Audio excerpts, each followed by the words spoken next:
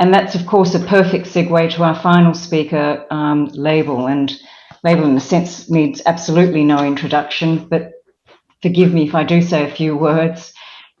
He's obviously, as we all know, a spiritual teacher and author, psychologist, lawyer, renowned for his work in the fields of the mind and emotion, mastery and personal growth.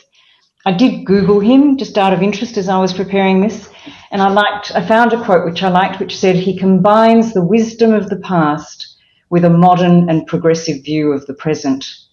He's our very own globe-trotting rabbi.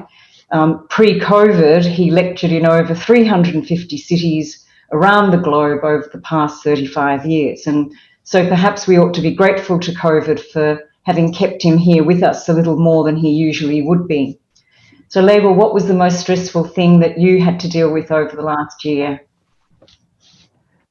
Thank you for that, those generous words. It was actually a happy event that was stressful. Now, that sounds like a contradiction in terms. For Leo and myself, it was the fact that 2 great-grandchildren were born in Israel, and to this day, we haven't had an opportunity to see them. And as we grow a little bit further in our lives, family becomes that much more precious and important. And certainly more so with the youngest generation, because they can't talk back to us. So they're always our favorites anyway. But that was probably, and it still remains stressful for us that we aren't have the opportunity to be with them as yet. God willing, soon. God willing, soon. And the wonders of technology do help a little bit in the meantime. So over to you, Laibl. Thank you very much. I found a lot of empathy with a lot of our presenters, and I placed myself last because usually the last speaker has nothing to say because everyone has said everything before them. So I'm scratching my head to an extent. However, let me pick up where Ian was speaking, because I have a lot in common with what Ian has said, and certainly to an extent with all the speakers. I want to focus on the notion of mental resilience itself from Jewish psycho-spiritual teachings. Cast our mind back to when our illustrious premier announced the lockdown. Do you remember the emotional response that you might have had? That sort of punch in the gut, because you've been there before and it hasn't been altogether a pleasant experience. And here it goes again. And you've got this sense of emotional disquiet of almost survival, sometimes even exaggerated thinking. And then recall, was it this morning when the Premier said, well, lockdown will be effectively over? And what was the emotional response then? A certain lightening of the spirit and a sense of exhilaration or freedom coming out of some prison. Both of these were emotional responses.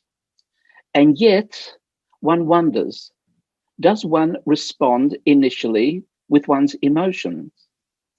If the Premier was speaking Mandarin or Cantonese, which I don't know if he does or doesn't, although his contract seemed to suggest so, he probably would have said something that we know nothing about.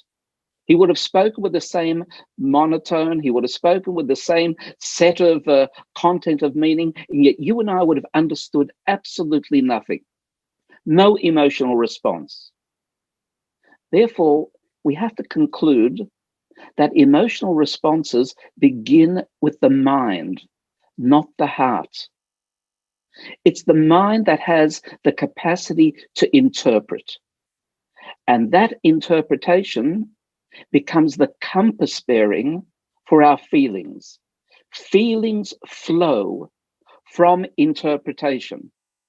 And therefore, if we're going to address mental resilience, it has everything to do with the way that our mind interprets the reality and the resultant emotions that we choose to let flow as a consequence of that. Now, if we move into a posture of negativity, which means that we emote in a negative manner, we've heard the speakers say to date, certainly Mark and Ian has hinted at it, the fact that our body can break down, that we have ill health. Stress upsets the body's systems. Therefore, to practice mental resilience, we have to move away from a victim mentality. Now, when I say victim mentality, it's the poor me response. It's an interpretation that the world is too big for me. I can't cope with it. The situation is too large, and I'm going to somehow break underneath. I'm going to talk towards the end of my presentation whether this is a reasonable proposition to make. Victim mentality is exactly the antithesis of what many of the major thinkers in our recent times have nominated to us. Viktor Frankl, as you recall, said, you choose your fate by the way that you choose to respond. I heard that said by one of our speakers this evening as well. And other writers have noted very, very carefully that we have a choice on how to respond to seeming adversity. It's that exercise of choice that is central to mental interpretation. Who are we? Let me step backwards. When a person dies, they can no longer hear, nor can they see. Why? And you'll say, obviously, because they're dead. But that's not so obvious. So if the physiology of the ear and the eye remains intact 5 seconds after they die, why aren't they hearing or seeing 5 seconds later? It means something's gone missing. And that's something we call a life force. We can call it a soul. We can call it energy, whatever metaphor makes sense to you. But it has gone missing. When that life force, the soul, the neshama in our tradition, flows through a piece of very complex machinery called the brain, the resultant human experience is called mind, seichel. Mind is already the product of the interface of that flow of spiritual energy, or whatever energy you want to attribute, through that particular piece of biological machinery. And we've identified in our Jewish spiritual teachings 3 stages of mind. The first stage of mind is how I begin the interpretation process, called chokhmah. The way I conjure up its colorful beginning point. And then when I go into an analytical mode, that's called bina. And then finally, when I focus on it, a process called da'at, that awakens emotions. So I've noted 3 processes before I even got to emotions. And yet many of you will say, but that doesn't work with me. I emote straight away. When someone says something to me that I don't like, I feel straight away negative about it. The answer is no, you don't. It might have been a microsecond, but all those processes have taken place.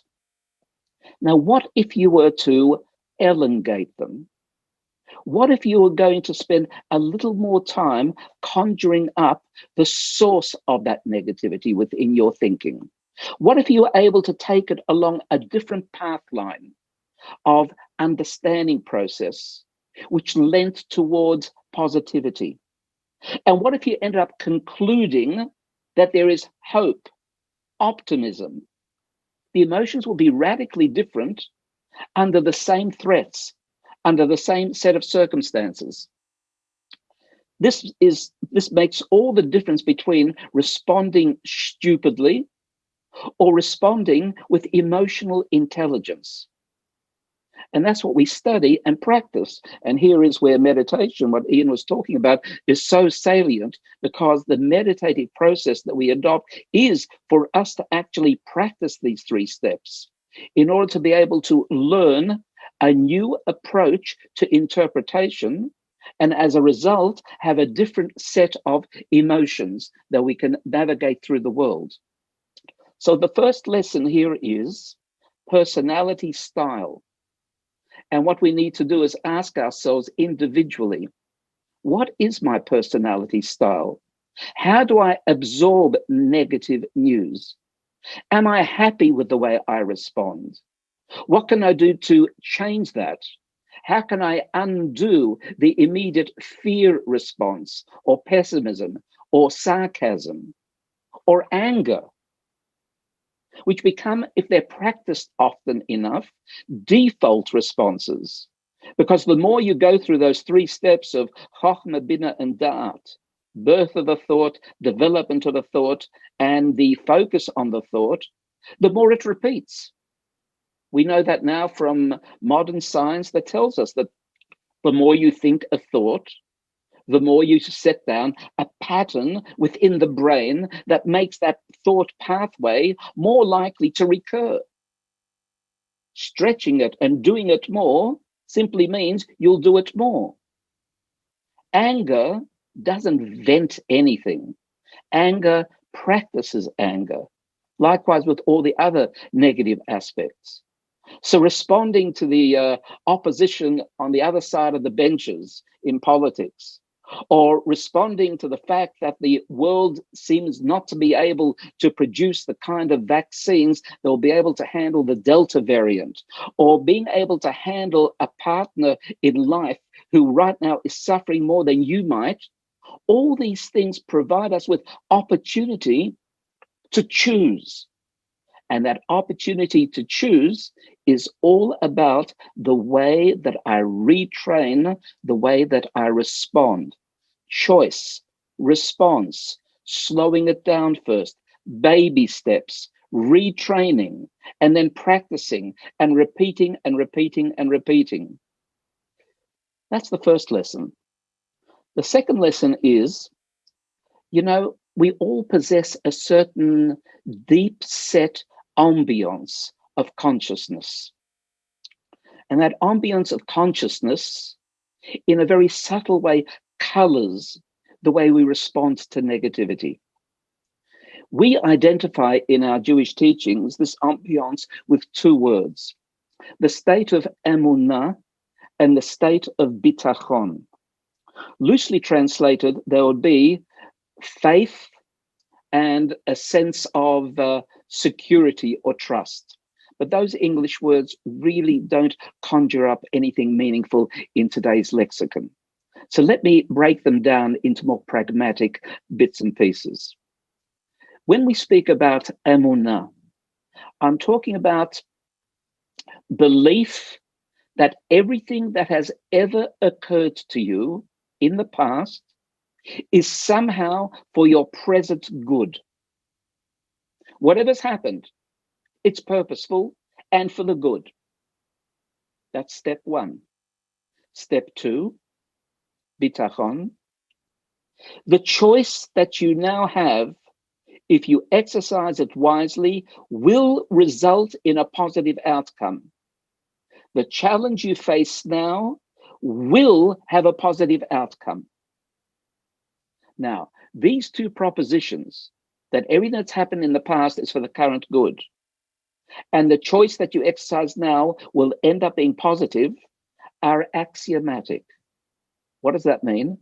I can't prove them. However, I assure you that if you choose in life to be guided by these 2 axiomatic propositions, you'll be a happy person and you'll be an individual with mental resilience to be able to overcome the negative challenges that are constantly in front of us. I can give you a couple of rationales, although they're axiomatic. We know that there's a good amount of studies that tell us, and this was hinted at by Mark's initial presentation, that the way we think affects us down to the cellular level of the body. In other words, as the theme was, we talk to ourselves. If you think and speak negatively, you upset the way that the body functions down to the cellular level. And it will be negative if the thoughts are negative. And that's why there's a higher incidence of ill health by people who are pessimists. Some interesting studies in that regard. Secondly, the Harvard University study not so long ago, which showed, it was a multi-generational study over many decades, that the singular factor that stood head and shoulders above any other that contributes to happiness is relationship. Going back to what Dee said earlier, the quality of our relationship. Now, if we are negative, pessimistic individuals, what do we do to our relationships? People don't like to be around pessimists. People don't like to be around negative people. As a consequence, relationships do not prosper, which means happiness goes AWOL, away without leave. So we see that if you take on these axiomatic propositions, which are, don't wallow over the past is purposeful for now. And now you have the opportunity to make good, and it will be good. 1 minute, Laibl. As that famous Yiddish expression, which is offered by the Rebbes over and over again, tracht gut und wird sein gut. Think positive and the outcomes will be positive. So the conclusion is quite obvious. One, choose to interpret the world through a prism which allows you the ability to think positive. And secondly, practice an ambience within yourself, and meditation is often the pathway to achieve that, of emunah and bitachon, and that way the positivity will spread, and in a positive atmosphere, the world will become much better. You are an agent for change. Thank you. And in your inimitable way, you've drawn together the threads from all of our speakers tonight. And in fact, move over TED Talks. The labels are here. And I look forward to their continuing. What a treasure trove of wisdom and good guidance we've received tonight. But I won't let the speakers off the hook just yet. Let's do a quick run through. And if I can ask, and you've given us a lot of advice during the night, but one piece of advice, one insight that you think might help the audience, what would it be? Mark? I just summarize by saying, if you share pain, it decreases, and when you share joy, it increases. And that, wellness is about we, not I. Illness is about I. So yeah, gather a community around you and embrace that community. Fantastic. Dee? Well, reacting will hurt you. And the flip side is responding increases our loving connection. Fantastic. Okay. David? In 2016, the UAE installed a Minister for Happiness and Positivity. And maybe that's something we need right now. Let's ensure that we bring people together, less division, and treat every possibility with an optimistic point of view. And I think that will promote the happiness that we all need right now. Fantastic. Naomi? Don't be despondent about rising anti-Semitism. Find a way to join a burgeoning Jewish pride movement. Ian? I would suggest just to be conscious of the fact that the mind decides everything we do, what we eat, what we drink, quality of our relationships, who we hang out with. And so if we work on the mind, we're working on everything. And if we want to go to the heart of the mind, then meditation's the pathway. So get into regular practice of meditation. Okay, you've heard it here, folks. Laibl, I'll pass back to you and for your final piece of wisdom, and then also to wrap up the evening. Train your mind as you would train your dog, and the resultant relationship will be absolutely wonderful and beautiful. Life will be rosy.